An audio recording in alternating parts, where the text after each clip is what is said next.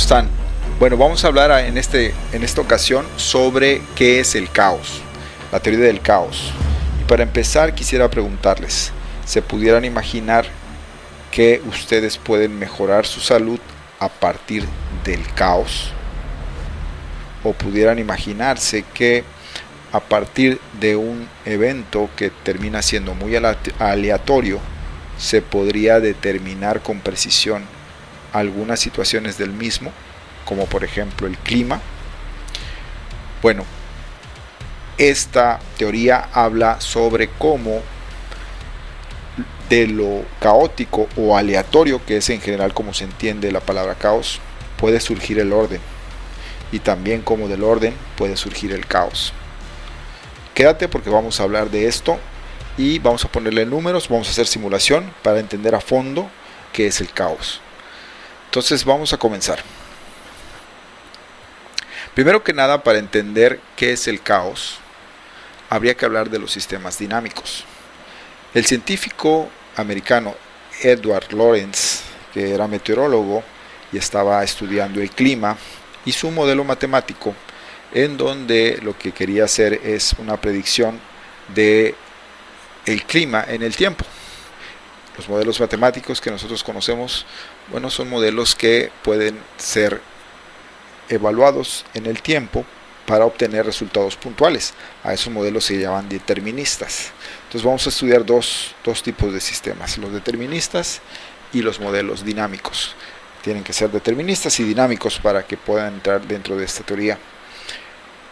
Él se dio cuenta de una serie de situaciones que eran cambiantes en el tiempo. Después de un determinado tiempo se volvían caóticas y luego regresaban a una serie de situaciones predecibles, y a esto le llamó él la teoría del caos. Y aquí tenemos esta pregunta: ¿puede el batir de las alas de una mariposa en Brasil desencadenar un tornado en Texas? Ese fue el título de su conferencia cuando le preguntaron a él cómo pudiera enunciar la teoría del caos en palabras sencillas. ¿Y qué significa este título? Bueno, vamos paso a paso. Primero entonces vamos a hablar de los sistemas dinámicos. ¿Qué es un sistema dinámico? Ok. Un sistema dinámico es un sistema que varía en el tiempo. Por ejemplo, aquí tenemos unos sistemas dinámicos y nosotros los sabemos representar en ecuaciones diferenciales mediante precisamente ecuaciones. Entonces, por ejemplo, si estamos hablando de la bolsa de valores o la inversión en el banco, nosotros podemos determinar una ecuación que represente este sistema que varía en el tiempo. Y esa ecuación podríamos nosotros ponerla de esta forma. Vamos a decir que tenemos una variación de una inversión en el tiempo, donde ese, digamos que es la inversión que nosotros tenemos, la inversión inicial. Y esa inversión inicial va a tener un incremento de acuerdo a un rendimiento K. Y si le agregamos que le depositamos M cantidad de dinero cada mes, pues tendríamos esta ecuación, que es una ecuación que lo que nos permite es encontrar el dinero que obtenemos durante el tiempo de esa inversión. Esa es la función S de T, digamos, ¿no? Esa función lo que nos va a permitir es encontrar, digamos, geométricamente una curva que nos permita conocer cómo vamos ganando dinero durante el tiempo. Eso es un sistema dinámico, un sistema que varía en el tiempo. Generalmente vamos a estar hablando de una función como esta, S de T, que varía en el tiempo. Los sistemas dinámicos se encuentran en muchas áreas de la ciencia y de la ingeniería. Por ejemplo, en el rubro aeroespacial podríamos entonces nosotros hablar de los cohetes, y si nosotros queremos conocer la velocidad de vuelo de un cohete, podríamos tener este tipo de ecuación que vemos generalmente dentro de las carreras de ingeniería, y si nosotros resolvemos esa ecuación podemos encontrar la velocidad e incluso podemos encontrar la variación en cuanto al desplazamiento. Digamos, ahí tenemos b para velocidad y x para desplazamiento, y lo que encontraríamos en el caso del desplazamiento podría ser una curva en este sentido, una parábola, digamos, ¿no? Ok, pero también sistemas dinámicos pues los encontramos en otras áreas, como por ejemplo en los problemas de energía o de ingeniería civil, y podemos saberlo porque en los cursos de ecuaciones diferenciales generalmente se conoce la ecuación de Newton para la ganancia de calor, que es representada por esta ecuación.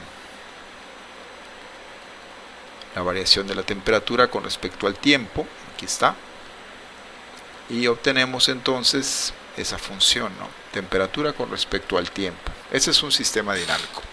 Obviamente también podemos hablar de sistemas dinámicos más complejos, como los representados en un sistema de ecuaciones diferenciales.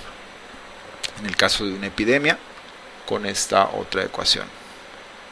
Y esto también es un sistema dinámico en donde encontramos tres variables dependientes o tres funciones: los susceptibles, los infectados y los recuperados o removidos. Entonces los sistemas dinámicos lo que nos ayudan es a encontrar funciones.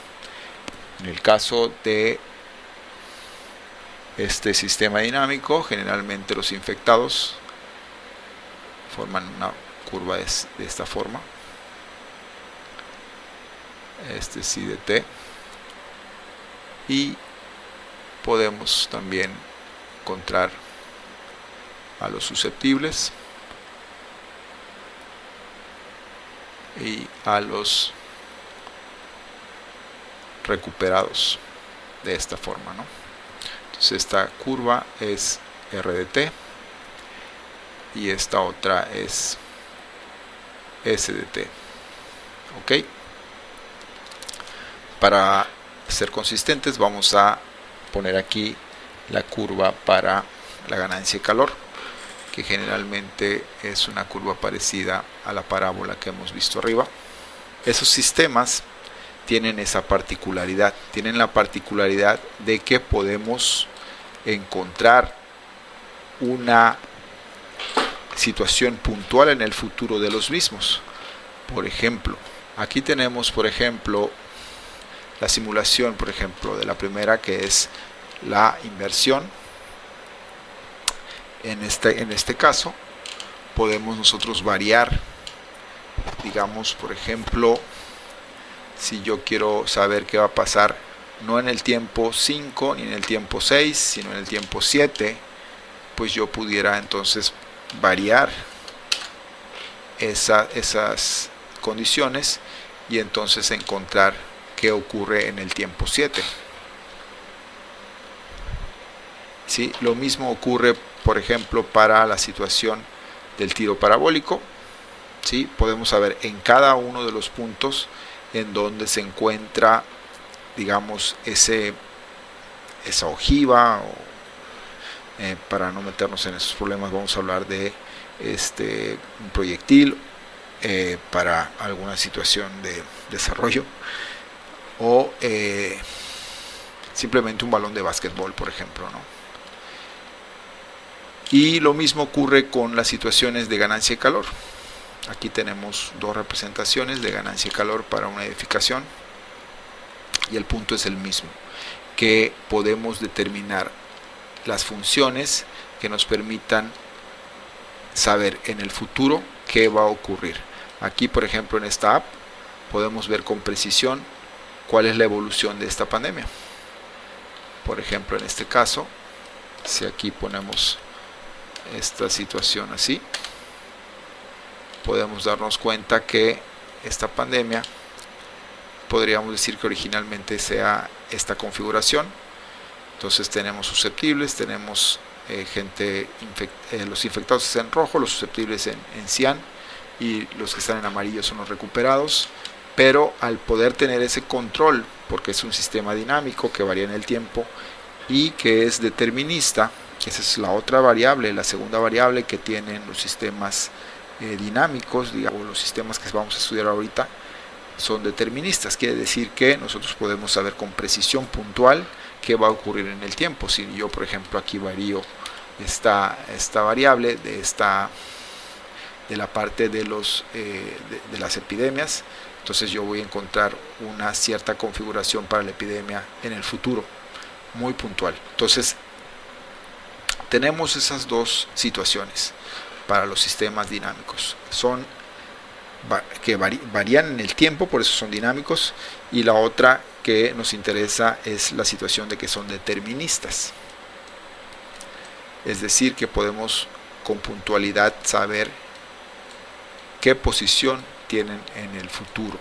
Entonces, hay una situación que ocurría cuando Lorentz estaba estudiando estos sistemas dinámicos deterministas, que es el hecho de que descubrió que había para ciertas variaciones del sistema, el cual vamos a escribir ahora.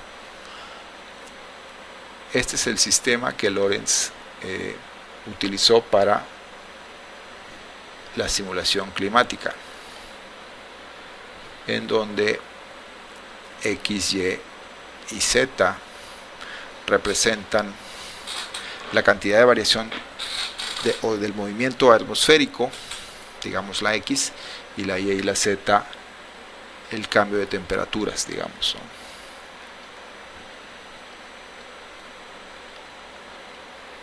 Y lo que él quería saber es entonces, porque había simplificado muchas variables para reducir todo el sistema original, que era de 12 ecuaciones a solo 3, lo que quería saber es si se podía predecir el clima. Bueno, entonces él se dio cuenta que aun y cuando este sistema él lo consideraba dinámico, es decir, obviamente que cambia en el tiempo, y determinista, es decir, que se podría definir con precisión puntual un valor para cada una de las funciones aquí escritas por medio de 3 ecuaciones diferenciales, se podría definir puntualmente su evolución en el tiempo, en cualquier tiempo t. A pesar de eso, él se dio cuenta que si había un pequeño cambio, ya sea en las variables de las condiciones iniciales, es decir, las condiciones iniciales sabemos todos que es x0, que significa que ocurre en el tiempo 0 para la variable x, y y0 es igual a lo que ocurre para y0 en el tiempo 0, o para z en el tiempo 0. Esas son las condiciones iniciales propiamente enunciadas, digamos, aunque en general pues digamos que son parte de las variables de nuestro sistema. Y las variables en el sentido de que pueden variar al principio, al menos, ¿no? Y también se dio cuenta que si habían cambios también en los parámetros, por ejemplo, en sigma, en rho o en beta, también ocurrirían cambios en el sistema, en la evolución del sistema. Al transcurrir cierta cantidad de tiempo, ya el sistema no se comportaba igual, a pesar de que aparentemente las condiciones iniciales o los parámetros eran muy parecidos. Es decir, ¿qué significa? ¿Qué quiero decir con esto? Vamos a ponerle acá a todo esto condiciones iniciales.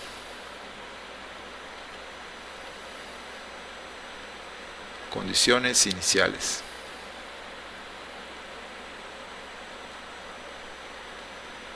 ¿Qué significa esto? Significa que puede haber cambios tan pequeños como decimales en un tercer o cuarto dígito o mayor, que eventualmente van a significar cambios grandes en la evolución del sistema, lo cual no ocurre en los sistemas deterministas. Cuando hay pequeños cambios en las condiciones iniciales, ocurren cambios al final, digamos, en la predicción, en los puntos finales, pero son, digamos, proporcionales a los cambios de las condiciones iniciales. En este caso no fue así. Ocurría que si había un pequeño cambio en los decimales de alguna de estas condiciones iniciales, que vamos a hablar de parámetros y variables, como los pusimos acá, si había un pequeño cambio, entonces eso reflejaría un enorme cambio eventual en la evolución del sistema. Y ahí entonces podríamos empezar a notar una situación muy diferente, que es el hecho de que estos sistemas dinámicos eran deterministas y al mismo tiempo eran aleatorios. Y vamos a ver ejemplos puntuales para entonces entenderlo con más precisión. Antes de eso, es importante notar algo. Estos cambios solo ocurren en sistemas no lineales. En los sistemas lineales no ocurren esos cambios. Entonces, por ejemplo, si nosotros hacemos una simulación, vamos a hacer una simulación, por ejemplo, para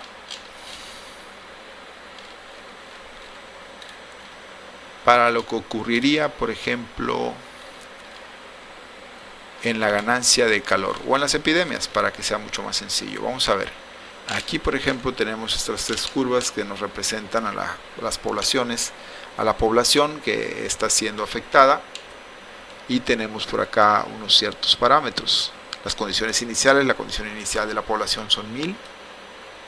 Vamos a correr aquí, por ejemplo, el número de meses vamos a ponerle 43 meses. Y vamos a ver la configuración, digamos, a los 43 meses de la epidemia. Esta sería la configuración. Si nosotros variamos un parámetro, no voy a variar la población, podemos variar la población, pero vamos a variar primero un parámetro. Si el parámetro de contactos, digamos que está incluido dentro de los parámetros alfa y k. Entonces, si nosotros corremos esta simulación, ¿cómo desemboca la pandemia? Aquí podemos ver que ya tiene una evolución muy distinta a la pandemia. ¿Ok? Y sin embargo, digamos que siguen siendo estas curvas suaves, digamos, muy definidas de cómo evoluciona la pandemia.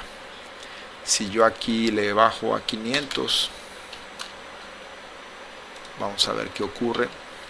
Debería esta roja subir un poco más. Aquí está. Y si aquí le bajo a 25, este es un parámetro, podríamos ver otra vez el comportamiento que hubiéramos tenido anteriormente. ¿Esto qué significa? Que los cambios en las condiciones iniciales o en los parámetros representan un cambio proporcional en la evolución de estos sistemas dinámicos no lineales. Pero eso no ocurre en los sistemas dinámicos no lineales cuando son caóticos. Lo que ocurre en esos casos es lo siguiente. Por ejemplo, vamos a simular ese sistema de ecuaciones. Vamos a ponerle primero estos parámetros o estas condiciones iniciales. A la primera simulación le vamos a poner estas tres, y a la segunda simulación le vamos a poner estas otras. Vamos a poner la misma X, la Y es la que vamos a variar por una cantidad muy pequeña de decimales, y la z la vamos a dejar igual, solo para ver ese pequeño, aquí es 27. Esa pequeña variación, ¿qué es lo que ocasiona? ¿Qué vamos a ver en la gráfica? En la gráfica vamos a graficar, valga la redundancia, la intensidad del movimiento atmosférico, o sea, la intensidad del movimiento del fluido atmosférico, que eso es lo que representa la X en el sistema de Lorentz, contra el tiempo. Un comportamiento de este estilo.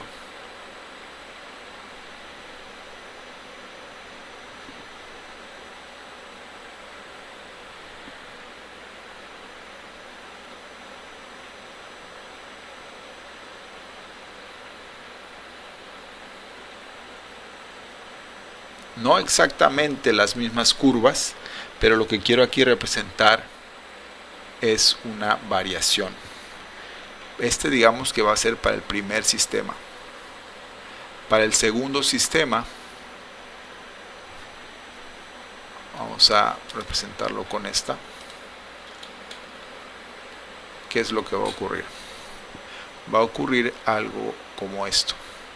Esa pequeña variación que es esta en las condiciones iniciales va a hacer que el sistema evolucione hasta cierto punto de manera idéntica a lo que lo hizo el primer sistema, pero de repente en un cierto nivel va a haber unas variaciones muy distintas. Entonces eso es el sistema caótico que queremos representar. Es importante hacer notar lo siguiente también: estos sistemas tienen una parte que es, digamos, determinista y que puede ser representada aquí por unos atractores o unos, digamos, puntos dentro del sistema en los cuales el comportamiento del mismo va a oscilar en un sentido no periódico, pero sí, digamos, de una manera que tiendan a converger hacia esos puntos. Entonces a esto le llamamos atractores.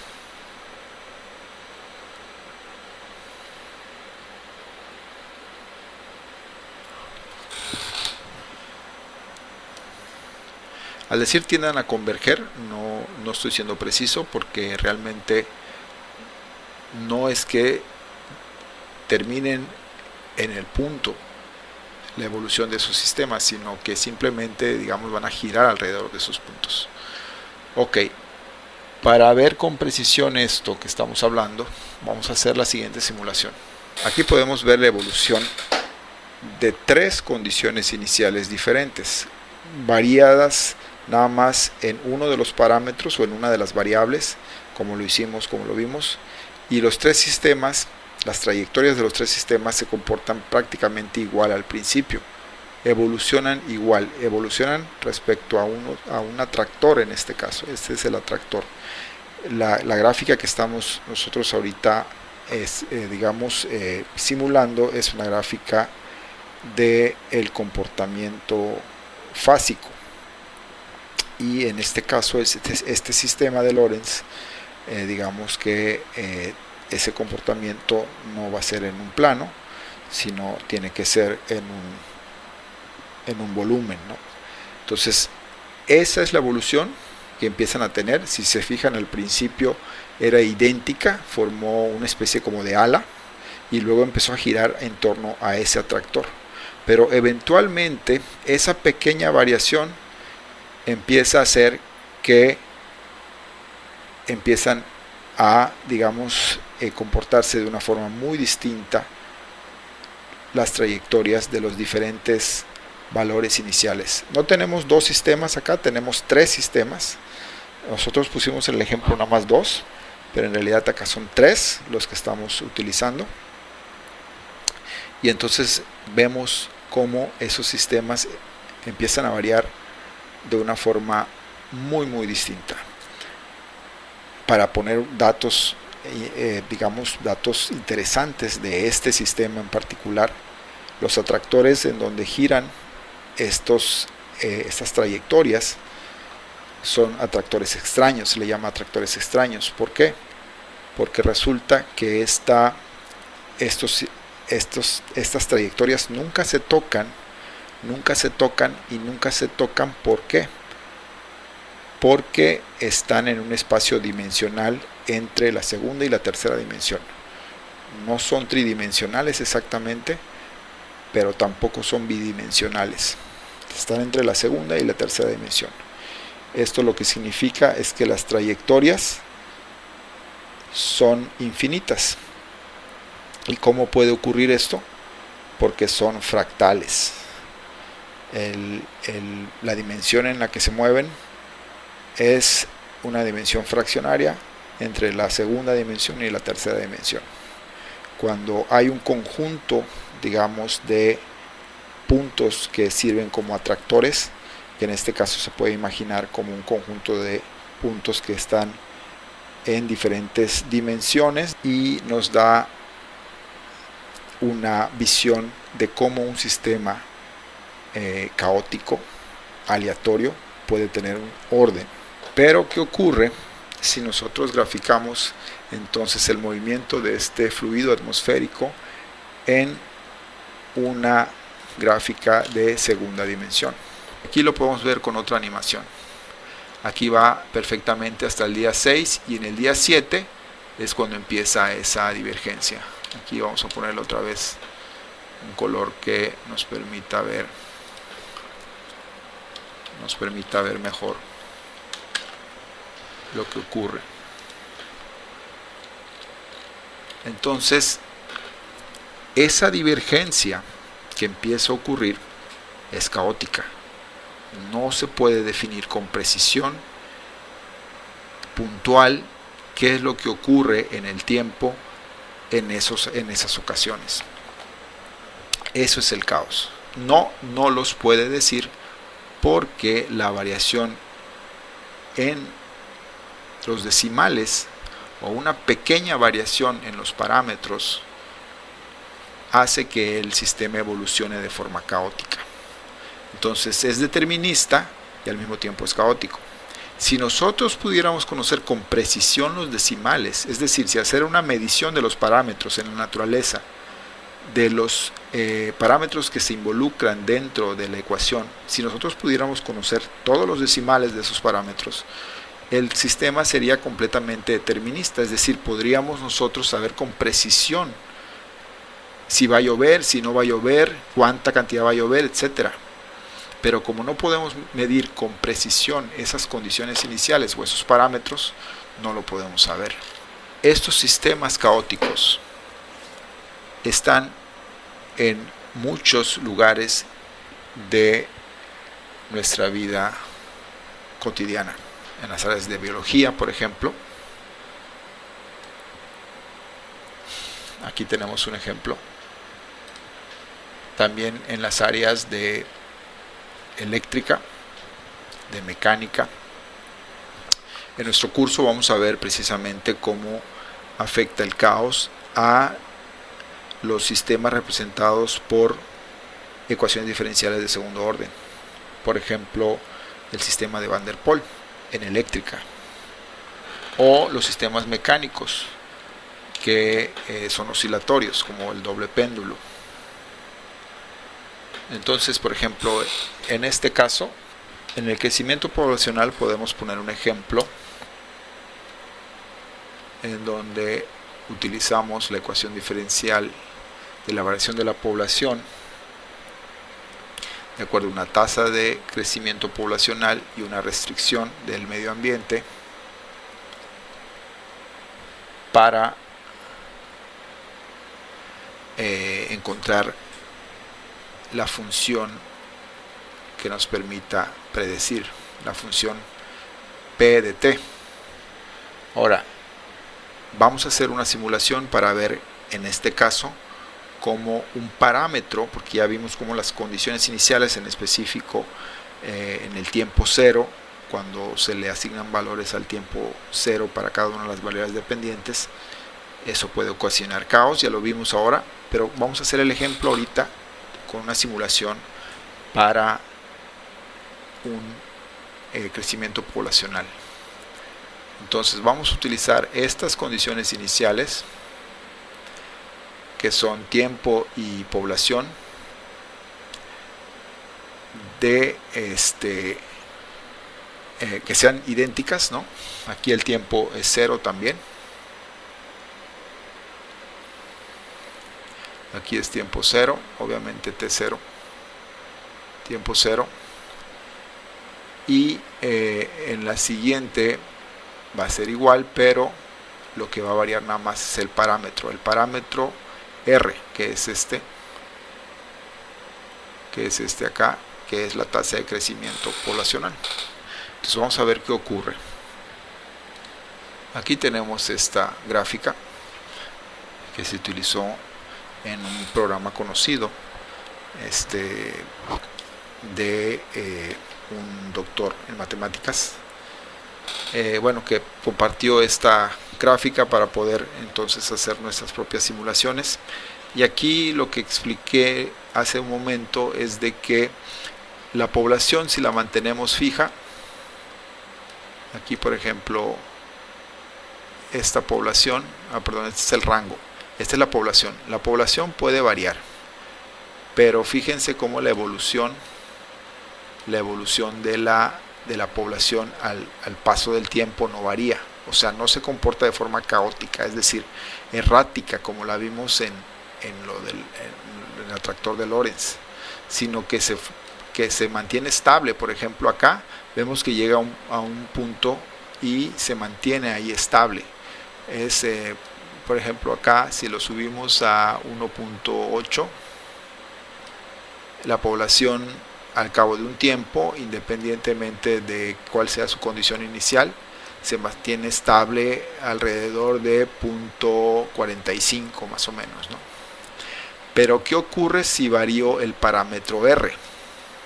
Si varió el parámetro R después de pasar una cierta cantidad que es 3, empieza a haber un comportamiento caótico, un comportamiento errático, que aparentemente oscila entre dos atractores. Entonces, en este caso, por ejemplo, un atractor más o menos está por el 0.55 y el otro está por el 0.78 más o menos, ¿no? Si yo sigo variando, empiezan a haber más atractores hasta que se vuelve caótico y ya no existen atractores, sino existe una serie de puntos totalmente aleatorios que no podemos predecir. Y no podemos predecir porque digamos que en la vida real no podríamos medir las condiciones o el parámetro de crecimiento poblacional con los suficientes dígitos, suficientes decimales para poder ponerlo de forma exacta. Si lo pudiéramos hacer, hubiéramos podido calcular cada uno de estos puntos, porque el sistema es determinista, el sistema de ecuaciones es determinista. Entonces, esto es el caos, eso es el caos. Vamos a hacer esta animación. Si nosotros entonces lo hacemos como al principio, ahí está, y la población se comporta perfectamente, pero si nosotros ponemos arriba de 3, entonces vemos que empieza a haber un comportamiento muy diferente, ¿no? Ok, bueno, vamos a decir lo siguiente. Es importante considerar un aspecto crucial para nuestro curso de ecuaciones diferenciales con caos. El caos, la teoría del caos, afecta especialmente a los métodos numéricos, precisamente por este hecho que acabamos de ver de los parámetros. Si ustedes se fijan, cuando nosotros, digamos, discretizamos, hacemos discreta la ecuación anterior, esta ecuación que está acá, cuando la convertimos en discreta, tendría una configuración así, que lo vemos en el curso.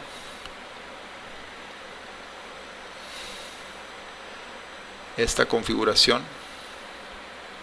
a ver, vamos a ponerlo bien. Esta configuración entonces es la forma discretizada de la ecuación logística, así se le llama la ecuación de crecimiento poblacional que pusimos acá. Esta es la ecuación logística y esta es su versión discretizada. Esa versión discretizada, si ustedes se fijan, también consta de parámetros, consta del parámetro propio del crecimiento poblacional, que aquí está, es esta R, y consta de un parámetro propio del método numérico, que es el tamaño de paso, que es esta que tenemos acá. Este es el tamaño de paso.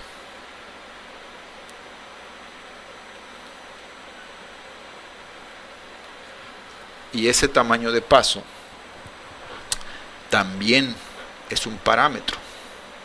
Es un parámetro dentro de una ecuación diferencial o una ecuación, un sistema dinámico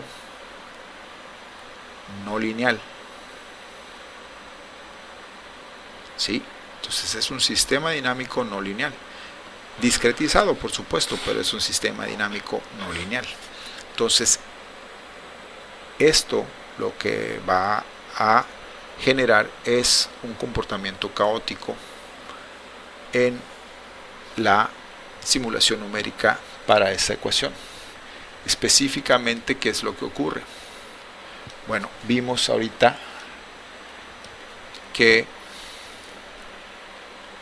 el comportamiento normal, digamos, es este. Hay un crecimiento poblacional y una estabilidad después de acuerdo a las restricciones del ambiente. Eso permite que haya una estabilidad posterior. Aquí es esta, ¿no? Que digamos que es el atractor.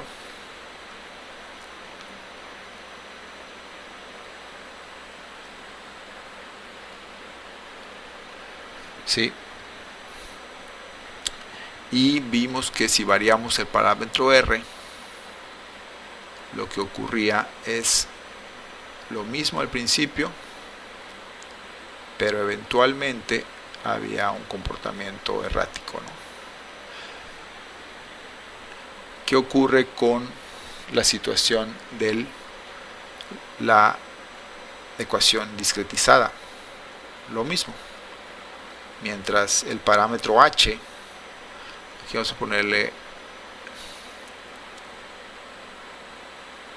R mayor que 3 y aquí H mayor que el parámetro H,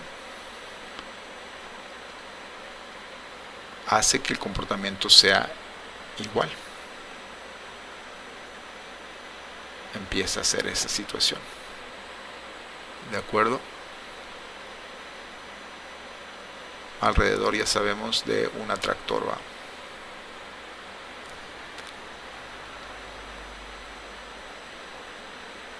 Ok, y esa H igual, en este caso, si se fijan, está afectando a la misma parte de la ecuación que la R. Bueno, aquí incluí la R, vamos a quitar la R, ¿no? Entonces esta H tendría que ser igual menor a 3 para que sea, para que no sea caótica. Este es igual a caos. ¿De acuerdo?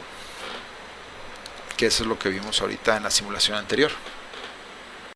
Pero todo esto, ¿para qué nos sirve? ¿Cómo podríamos emplear esta teoría, la teoría del caos, para resolver problemas reales? Bueno, además de la parte que hemos visto sobre los atractores, lo cual permite tener una visión general de un problema caótico respecto de ciertos comportamientos alrededor de, digamos, estos atractores o puntos fijos, incluso conjunto de puntos, como es el caso de los atractores extraños. Entonces nosotros podríamos tener una idea de por dónde estarían oscilando estos cambios en los diferentes sistemas que estemos analizando. Pueden ser sistemas como los hemos visto desde la parte del clima a otros como ahora vamos a mencionar. Al principio del video estuvimos mencionando la parte de, por ejemplo, la medicina en relación a los latidos del corazón. Y es que hay investigaciones que demuestran que el corazón tiene un comportamiento no lineal. Entonces puede ser fácilmente estudiado por dinámicas caóticas. Aquí, por ejemplo, voy a mostrarles este estudio que hizo una universidad española en relación a cómo la teoría del caos se relaciona con los electrocardiogramas. El corazón, dice según el estudio, tiene un comportamiento no lineal, lo cual permite que el corazón se adapte a las condiciones cambiantes del medio ambiente. Esto también lo he conseguido, o este dato lo obtuve de un libro que se llama La nueva manera de ver el mundo, la geometría fractal, de María Isabel Vinimelis. Y en ese libro dice, apoyando este artículo que vemos acá, que esas condiciones caóticas con las que se rigen los latidos del corazón permiten a los seres humanos tener una mayor capacidad de adaptación a los medios ambientes cambiantes. Entonces es increíble entender ese tipo de cosas. Y así como existe aplicaciones en la medicina, por supuesto existe aplicaciones en la física. La aplicación clásica por la cual, digamos, esta teoría fue, digamos, ya estudiada antiguamente o en antaño por ejemplo, Poincaré, es el típico problema de los tres cuerpos celestes. Calcular la posición de cada uno de esos cuerpos requiere de un conocimiento de la teoría del caos. Entonces, hay muchas aplicaciones, pero además de estas, digamos, estos atractores que nos permiten englobar los resultados de un sistema caótico en torno a ciertas regularidades, existe otra que ahorita quiero tomar en cuenta, y esa tiene que ver con esto que vamos a ver a continuación. Ok, además de las regularidades que hemos visto sobre los atractores, también existe una regularidad con respecto al hecho de que los sistemas caóticos emergen de los sistemas estables o deterministas y viceversa. Y este ir y venir ha sido documentado por un científico, Feigenbaum es su apellido, en donde él, haciendo un estudio sobre los sistemas cambiantes caóticos, empezó a notar una regularidad que aquí la vamos a ejemplificar con lo que hemos visto de el crecimiento poblacional. Habíamos visto que la dinámica poblacional puede ser representada, déjenme ponerlo así, mediante la ecuación logística. Aquí esta es una simplificación que voy a poner de la ecuación logística, que puede ser utilizada para hacer los análisis recurrentes. Esta ecuación deriva perfectamente de la que vimos anteriormente para la discretización de una ecuación logística poblacional. Aquí la representación que vamos a utilizar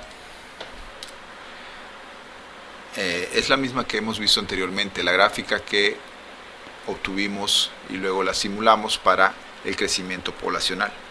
Entonces aquí tendríamos un crecimiento poblacional cuando es estable en este sentido, ¿sí?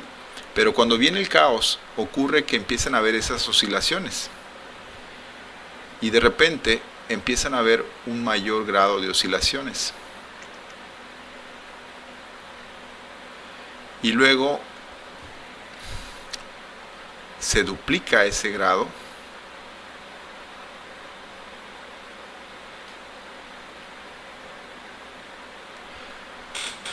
y esa regularidad aparece en este crecimiento poblacional. Haciendo un análisis se le encontró que existe una bifurcación en los atractores que empiezan a gobernar el funcionamiento de este sistema que es el crecimiento poblacional. De repente el crecimiento poblacional, como habíamos visto, empieza a tener 2 atractores y luego empieza a tener 4.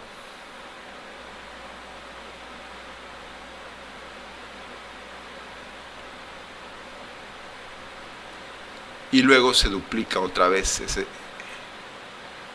se duplica de nuevo. Aquí ya el ejemplo no hace, digamos, no se ve claramente esa duplicación, pero lo podemos ver ahorita en una simulación. Lo que ocurre es que cuando grafica él, en vez de la población con respecto al tiempo, si grafica la población con respecto al parámetro que empieza a generar el comportamiento caótico, obtiene un diagrama que tiene el siguiente aspecto. Después de cierto valor, que ya hemos visto que es mayor que 3, se empieza a duplicar la población en este caso. Y luego, después de cierto valor, empieza a duplicarse de nuevo. Y así sucesivamente hasta alcanzar un valor en donde ya se vuelve caótico esta situación. A esas bifurcaciones le llaman bifurcación de periodo doble, porque su regularidad ocurre en periodos de 2.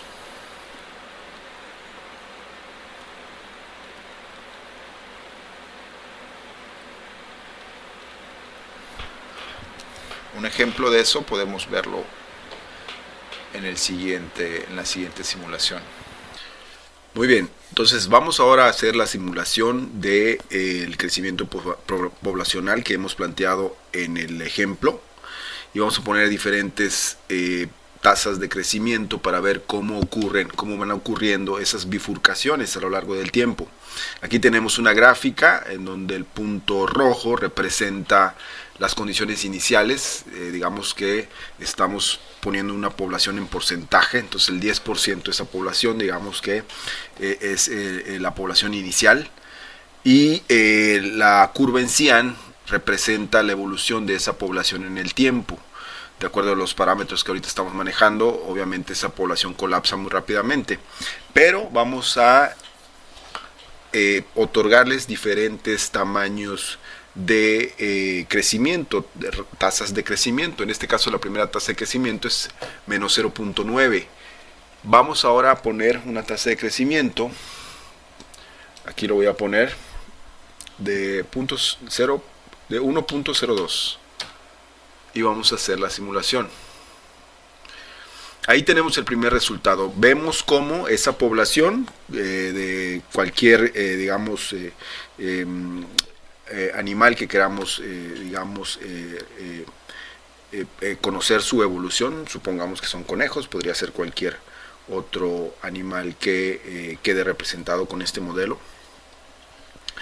Esta población colapsa muy rápidamente. Si estamos hablando de días o de años, vamos a hablar de años, pues en menos de, que sería aquí 2, 4, casi 5 años, colapsa la población. Se va, bueno, no colapsa hasta el 0, pero sí se queda alrededor de el 0.02%. Entonces, digamos, no desaparece, pero tiene este comportamiento y es estable. Esta línea amarilla que vemos acá es el atractor, es digamos el límite en donde esa población se estabiliza, digamos el crecimiento de esa población se estabiliza. Entonces ese es el punto de nuestro video, entender cómo evoluciona la estabilidad de esta función que representa un crecimiento logístico. Vamos a ponerle otra R, otra tasa de crecimiento, y en este caso va a ser 1.05. Hacemos la simulación y ahora notamos que todavía sigue teniendo ese comportamiento, digamos, hacia la baja. Vamos a ponerle 1.2 a la R, y aquí sí podemos ver que la población aumenta y su digamos estabilidad está alrededor de entre 15 y 20% de la población total. Entonces pues, si esto es de 1 en 1 sería casi el 17%, el 16%, perdón, 16, 15, 16, 17, 18, 19, casi el 17%. Ahí se estabiliza la población y en el tiempo permanece estable. Entonces vamos ahora a cambiar a otro valor. Vamos a ponerle a la R2. En este caso sigue manteniéndose estable alrededor del 50% de la población. Es en ese momento en que la población, de acuerdo a las restricciones del ambiente, se estabiliza y así permanece en el tiempo, como un 50% de su digamos, del total, digamos, de un total del 100%, digamos, ¿no? Es que si ustedes lo piensan, estamos agregando restricciones al ambiente. Entonces estas restricciones al ambiente nos dicen que cualquier población solo podría digamos soportar hasta un 50% de la misma. Bueno, entonces ahora vamos a ponerle otro valor. Vamos a ponerle 3 a la R, que entonces empezamos a ver aquel comportamiento caótico del que estamos hablando en nuestro video, en nuestro curso. Este comportamiento caótico lo que empieza a demostrar es de que ahora la población empieza a oscilar, empieza a brincar entre dos valores. Digamos que anualmente varía entre dos valores similares y así se mantiene durante el tiempo. Esos dos valores son los que digamos conceden el nombre de duplicidad de periodo. Ahora vamos a ponerle un valor de 3.2 a la R. Ahí es más evidente esa duplicidad de periodo, incluso se ve con precisión que en cada uno de los atractores ahí digamos graficados en rosado y amarillo oscila esa población a lo largo del tiempo. Si aumentamos todavía más, toda esta oscilación empieza alrededor de una tasa de crecimiento de 3. Aquí está la tasa de crecimiento, si ustedes lo pueden ver, es 3.2, esta es la R. Y aquí le vamos a poner ahora 3. Déjame ponerle 3.5. 3.5 para ir viendo cómo va haciendo esa variación. Ahí ya empezamos a notar que hay ahora una nueva bifurcación por cada uno de los atractores iniciales, digamos. Ahora ya no son solo 2 atractores, sino 4. Aunque en esta gráfica sí vemos que esos 4 se van asentando alrededor del tiempo, porque al principio no es como que claro en esta zona que digamos que la oscilación de las poblaciones precisamente caigan en estas 4, pero ya a partir digamos del año 15, 16, por ahí 17, empieza entonces sí a oscilar en esos dos valores. Vamos a ponerle ahora un valor de 3.55. En este caso ya vemos que vuelve a haber una bifurcación, ya son 2, 4, 6, 8. En vez de 4, 8 valores. Es decir, volvió a tener esta doble separación cada uno de los atractores. Entonces en vez de 4 ahora tenemos 8 atractores en donde oscila esta población a lo largo del tiempo y así se mantiene. Aún no hemos llegado a la parte caótica. Vamos a seguir poniendo valores. Vamos a ponerle 3.57. Ahí vemos que hay una mayor bifurcación todavía, o una bifurcación por cada uno de los elementos de los atractores anteriores, y ahora en vez de 8 tenemos 16. Habría que contarlos, pero son 16. Entonces así ocurre hasta que nosotros, digamos, podamos avanzar a un valor en donde definitivamente ya no exista un patrón que se repita, sino que simple y sencillamente ya es caótico. Entonces en este momento ya no existe esta situación ordenada de crecimiento y las bifurcaciones que hemos estado viendo. Entonces aquí la demostración con esta simulación. Muy bien, vamos entonces ahora a definir con mayor precisión qué es un sistema caótico, para diferenciarlos de los otros sistemas que utilizamos y vemos en ingeniería. Generalmente en ingeniería lo primero que utilizamos y vemos es mecánica clásica y nos enfrentamos a los sistemas deterministas.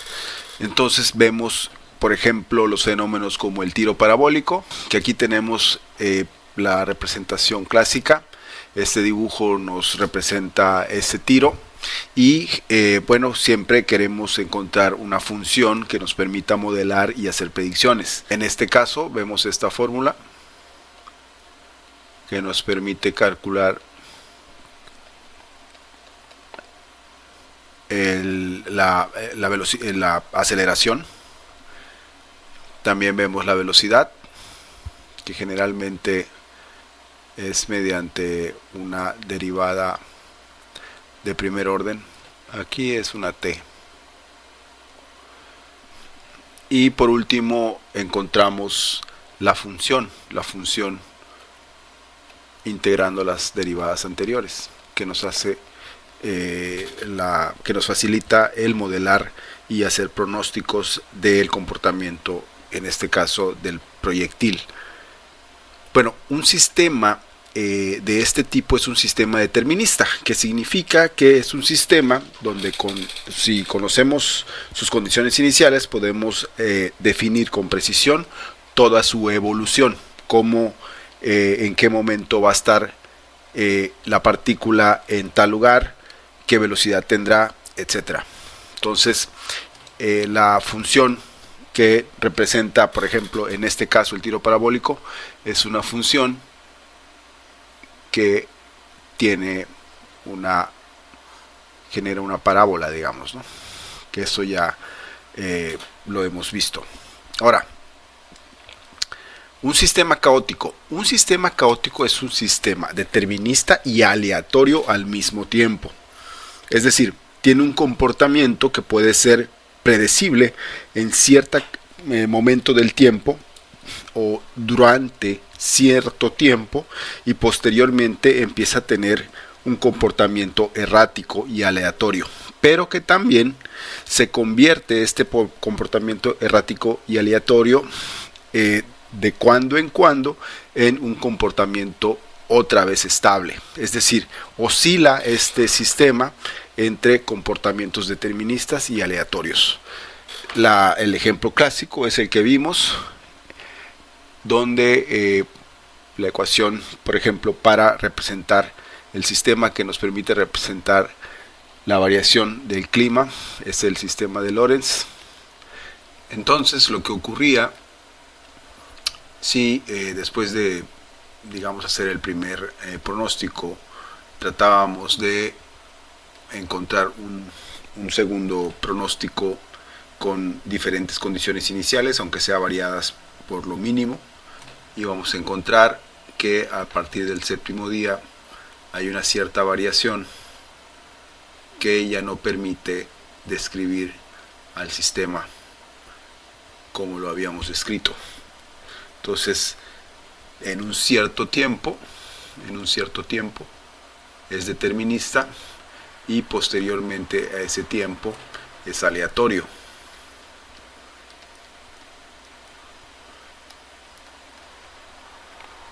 Entonces las características pues de estos dos sistemas la podemos digamos escribir aquí. Para los sistemas totalmente deterministas, dinámicos, todos son dinámicos, todos los sistemas que estamos viendo son dinámicos.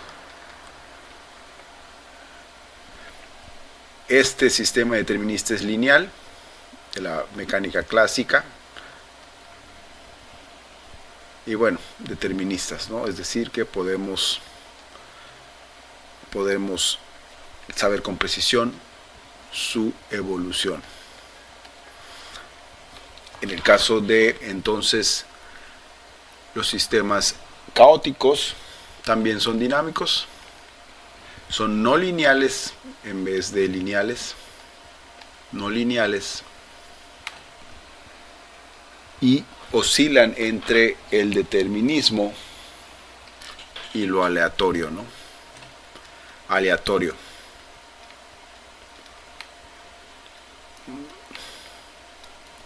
Bueno, ok, esos son los sistemas que hemos visto en los ejemplos. Hay un tercer tipo de sistemas que son los sistemas estocásticos o completamente aleatorios, probabilísticos, que se utilizan por ejemplo en inteligencia artificial y machine learning, y básicamente son sistemas que también dependen del tiempo, pero que su evolución no puede ser precisada en ningún momento.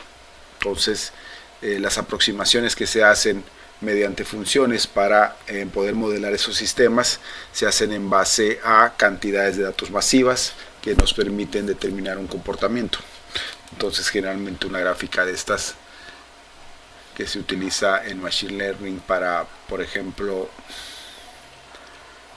tratar de modelar algún precio de casas o algo por el estilo, se tiene una nube de datos, de datos obtenidos de forma estadística en el tiempo, y esos datos se aproximan mediante técnicas de aprendizaje automático de máquina. Ok, entonces entre esos ejemplos podemos aquí ponemos dos. Uno está el movimiento browniano, que aquí lo puse. Incluso el crecimiento poblacional también puede ser estocástico, siempre y cuando me parece que se analice desde la perspectiva espacial más que temporal. Ok, entonces con esto cerramos este video y espero que les haya sido de mucha utilidad. Dejen sus comentarios y no olviden, tenemos este curso, el curso de caos y ecuaciones diferenciales. Saludos.